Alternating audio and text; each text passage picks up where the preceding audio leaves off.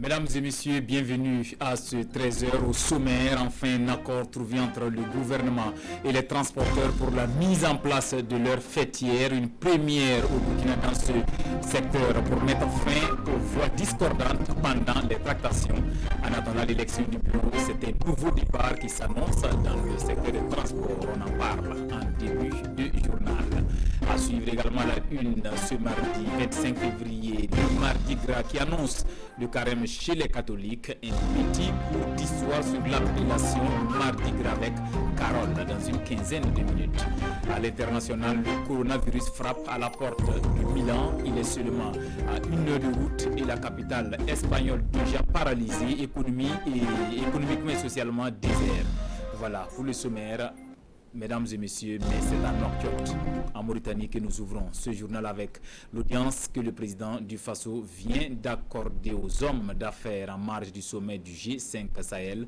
Ils ont exprimé leur souhait de contribuer plus activement au développement du Sahel. Écoutons Mohamed Zeyn El Abdine Ould Cheikh Ahmed, le président du patronat de l'espace G5 Sahel, sur des propos recueillis par Olo Poda. On a vraiment que le président a une bonne vision de l'économie des G5 Sahel. Il a promis qu'il va parler au nouveau président du G5 Sahel, le président de la République islamique Mauritanie, M. Mohamed Ghazouani, pour parler avec lui comment il peut aider et comment il peut travailler les sociétés des G5 Sahel. Il trouve des marchés et accompagner aussi les G5 Sahel parce que le secteur privé c'est le premier,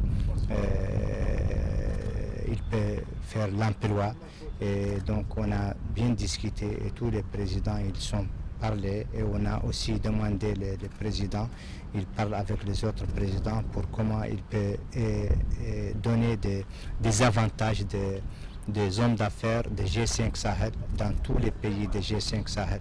Il a promis qu'il va parler les autres présidents. Voilà, retour au Faso bientôt. Les syndicats des transporteurs parleront d'une seule et même voix. Le fêtière vient de voir le jour à Bobo-Dioulasso. En attendant la mise en place du bureau, le gouvernement se réjouit d'avoir désormais un interlocuteur unique dans le secteur comme le transport, l'un des maillons essentiels de l'économie du pays. Karim Sissé. Un accord enfin trouvé entre le gouvernement et les transporteurs. Accord qui prône la mise en place d'une seule fêtière dans le secteur du transport au Burkina Faso. C'est cette structure qui sera désormais l'unique représentante des transporteurs. Et l'accord a été signé lors d'une rencontre des transporteurs ici à Bobo-Dioulasso. Cette fêtière va servir d'interlocuteur unique avec le gouvernement. Il ne s'agira plus pour le gouvernement d'aller parler à une vingtaine de syndicats. Désormais, le gouvernement et les pouvoirs publics s'adresseront à un interlocuteur unique.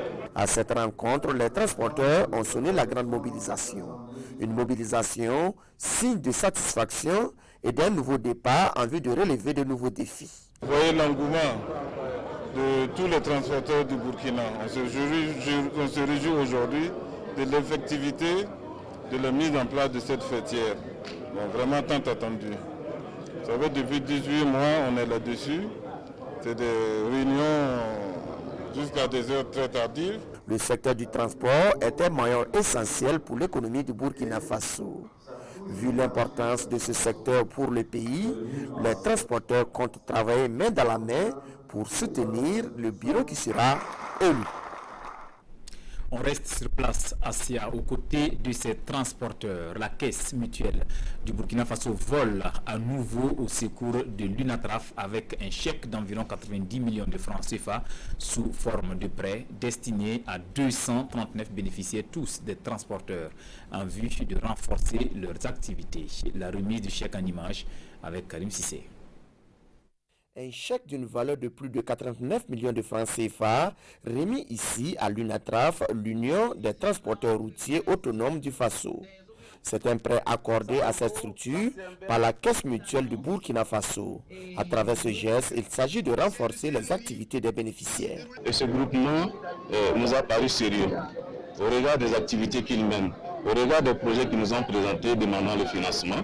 Nous n'avons pas hésité un seul instant à nous mettre à leur disposition pour leur octroyer le crédit qui peut les aider à renforcer leurs activités. C'est la deuxième fois que la Caisse mutuelle du Burkina Faso accorde un tel financement à l'UNATRAF. Et pour cette deuxième phase, les 89 millions seront répartis entre 239 bénéficiaires. Des bénéficiaires qui comptent travailler a toujours mérité la confiance du donateur. Dans une deuxième édition, puisque nous avons pris l'année passée, on a remboursé et on a eu la confiance de cette banque-là.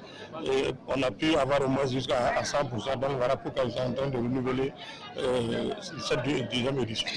Le ministre de l'Agriculture a pour sa part salué l'action de la Caisse mutuelle du Burkina Faso. Il a par ailleurs souhaité que ces fonds soient bien investis. Le gouvernement encourage ces initiatives et que nous voulons que cela puisse être répliqué, mis à l'échelle par d'autres structures comme l'Union nationale des transporteurs routiers.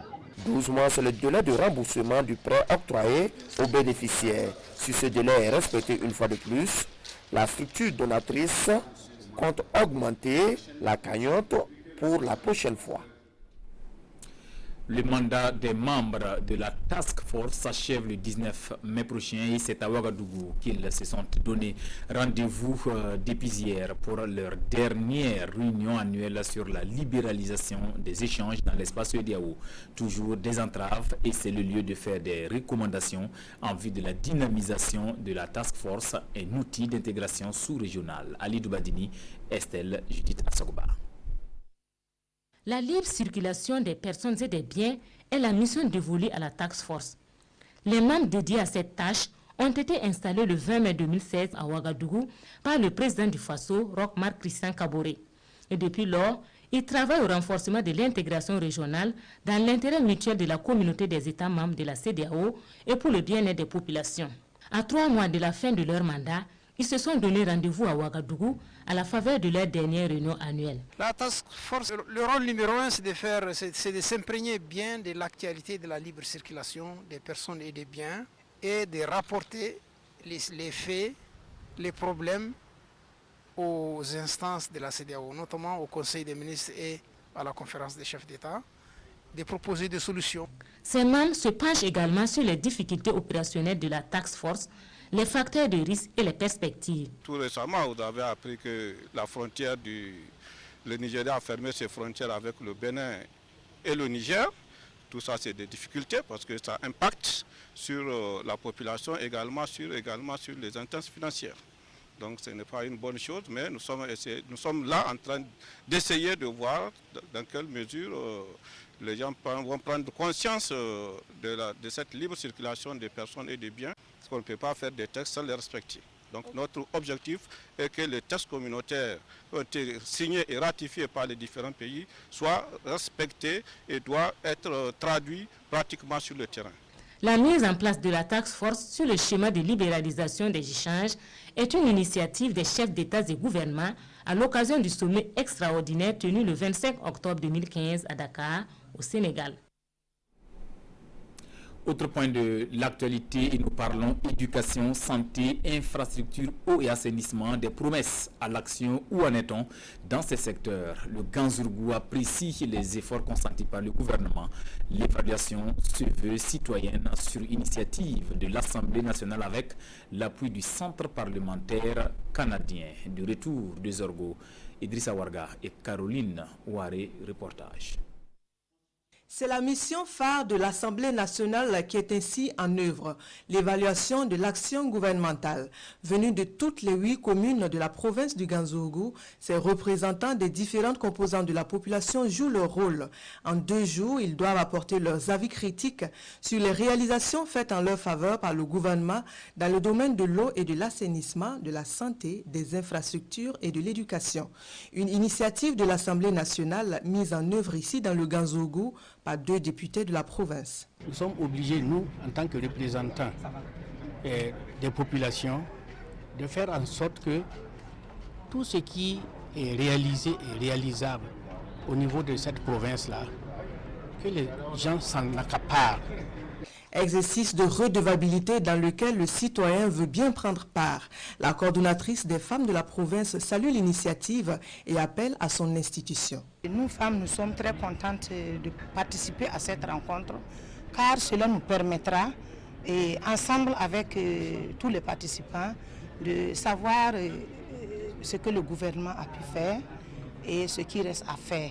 Ça nous permettra aussi de nous exprimer et d'apprendre beaucoup de choses, de nous imprégner de tout ce qui se passe dans le pays.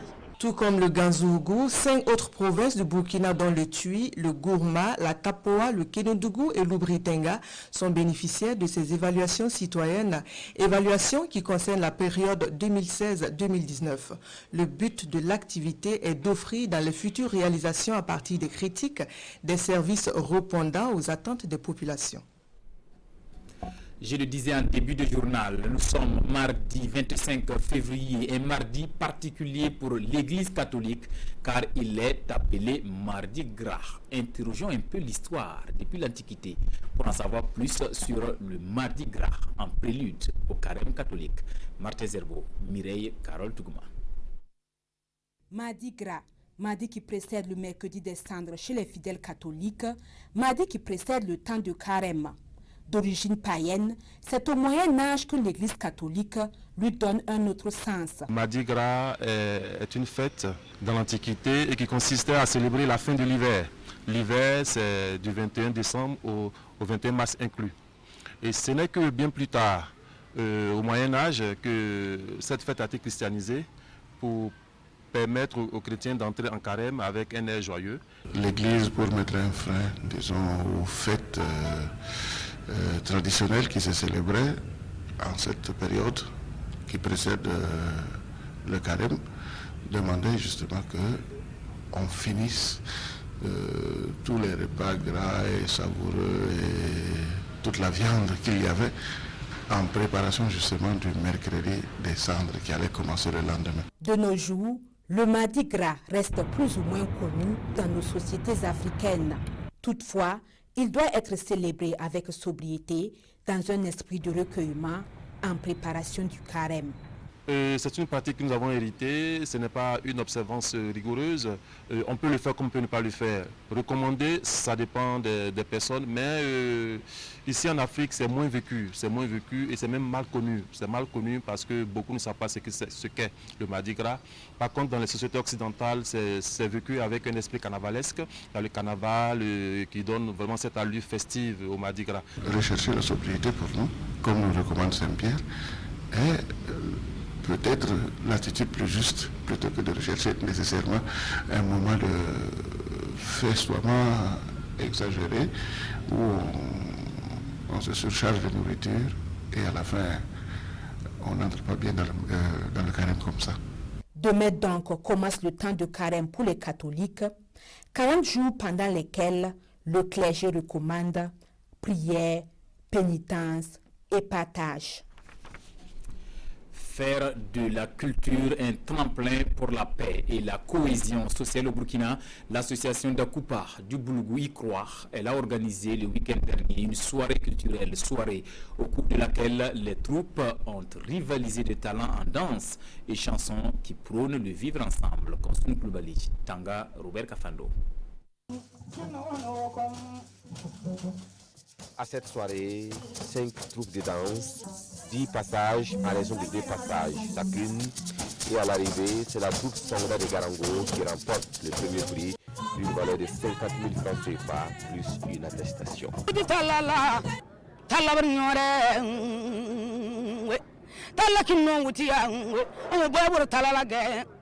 Ça a suivi un processus qui a abouti à l'identification de 5 troupes qui puissent faire passer un message de paix, un message aussi de cohésion sociale, un message de lutte contre les conflits. On a choisi 3 meilleurs dont la première troupe, qui est une troupe de femmes, a porté le meilleur message de cohésion et de paix dans notre pays. Cette compétition entre dans le cadre du programme Paix et cohésion sociale de l'association d'Akupa et la mise en œuvre a été facilitée par le Fonds canadien pour les initiatives locales. Et nous avons jugé que c'était très intéressant et très efficace aussi, vu le contexte actuel du Burkina que nous connaissons, de soutenir une telle initiative. C'était magnifique, c'était très... En plus de cette manifestation culturelle, l'association d'Akupa a également mis en place dans le cadre du programme des médiateurs locaux chargés de résoudre les conflits dans les communautés, et le travail de ces médiateurs a été salué à cette soirée. Dans l'actualité internationale, panique à Milan, le Covid-19, le coronavirus s'annonce en Espagne et la capitale paralysée prend des mesures inhabituelles. Regardez. Milan vit des moments inédits. L'épidémie de Covid-19 n'est qu'à 1 heure de route, mais la capitale financière de l'Italie n'est plus la même. Des rues vides, des magasins fermés et beaucoup d'angoisse. Les habitants font le plein au supermarché. Les Milanais cherchent désespérément des masques de protection qui se sont arrachés et sont désormais introuvables.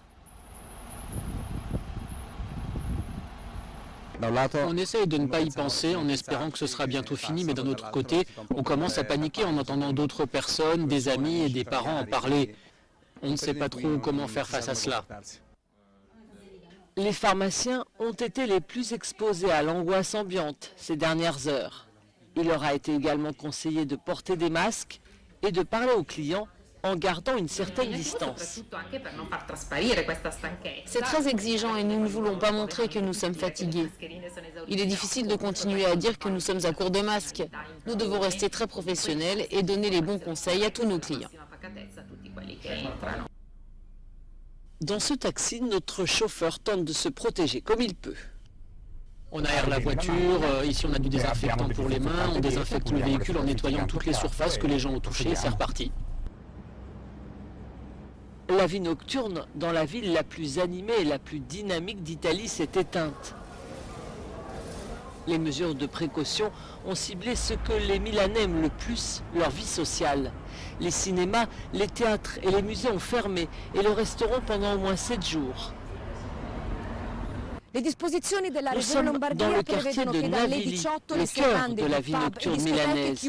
Ici, tous les bars sont fermés à partir de 18h et comme vous pouvez le voir, c'est le désert. Des mesures qui vont aider à contenir le virus, disent les autorités, mais qui pourraient accroître la psychose et peser sur l'économie. Voilà, c'est désormais le vécu des Milanais. On l'a appris ce matin, l'ancien président égyptien Hosni Moubarak est décédé ce matin même au Caire à l'âge de 91 ans. Il a dirigé le pays de 1981 à 2001 avant d'être contraint à la démission par une révolution. Regardez. L'ex-président égyptien Hosni Moubarak est décédé ce mardi. L'annonce a été faite par sa famille. L'homme qui a dirigé l'Égypte pendant 3 décennies avant d'être contraint à la démission après le soulèvement populaire de 2011 s'est éteint à l'âge de 91 ans dans un hôpital militaire du Caire. Selon le général Mounir Tabet, beau-frère d'Hosni Moubarak, sa famille se trouvait toujours à l'hôpital mardi en milieu de journée. Toujours selon le général, la présidence égyptienne se chargerait d'organiser les funérailles de l'ex-président. À présent, nous irons feuilleter les journaux de la place à lire à la une des quotidiens le mécontentement des agents des médias publics, le Synatic face à la presse de l'UTS. La presse continue d'en parler, mais avant les parutions de ce mardi font largement écho des résultats de la présidentielle togolaise. Revue de presse signée Herman Toué. Présidentielle togolaise Faure Gnassingbé proclamé vainqueur avec 72,36%. Aujourd'hui, Ofaso retient 3 leçons. Tout d'abord, le confrère estime que Faure n'avait point besoin de frauder en 2020, comme l'affirme son principal challenger, car l'opposition politique togolaise, en plus d'avoir une lecture erronée de la carte électorale, est allée sans stratégie à ses votes. Ensuite, Abeyome Kodio devrait désormais se mouler dans son costume d'opposant et se comporter en homme politique responsable. Pour terminer, aujourd'hui, au Faso conseille au président Faure de partir à l'issue de ce mandat de 5 ans, même si la nouvelle loi lui ouvre la voie jusqu'en 2030. Pour l'Express du Faso, Faure sort encore plus fort à l'issue de ces élections. Retour au Burkina, l'observateur Palga aborde la question de l'UTS avec les premiers tirs bien ciblés au centre-ouest, provoquant également la colère des enseignants de la région de l'Est. Ces derniers ont observé un arrêt de travail hier 24 février pour protester contre l'application de l'UTS.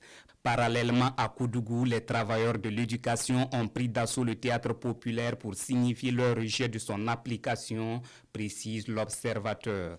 Et le journal Le Quotidien d'ajouter, la mobilisation de Koudougou a décidé de la suspension des évaluations. Toujours dans le même esprit, la grogne continue dans les médias publics, rapporte le journal Le Pays. À sa une, le Synatic entend mener des actions fortes dans le cadre des négociations sur le statut dérogatoire des médias publics. Face à la presse, les responsables de ce syndicat dénoncent l'intimidation des travailleurs qui ne demandent que de meilleures conditions de vie et de travail, relais Sidouaya. Tant que ces revendications ne seront pas résolues, nous allons continuer le combat, martèle Seriki Dramé, le secrétaire général du Synatic, dans le journal Le Quotidien. Point final pour cette édition. Merci de la fidélité. Je vous retrouve demain, même heure, même canal, la télévision du Burkina.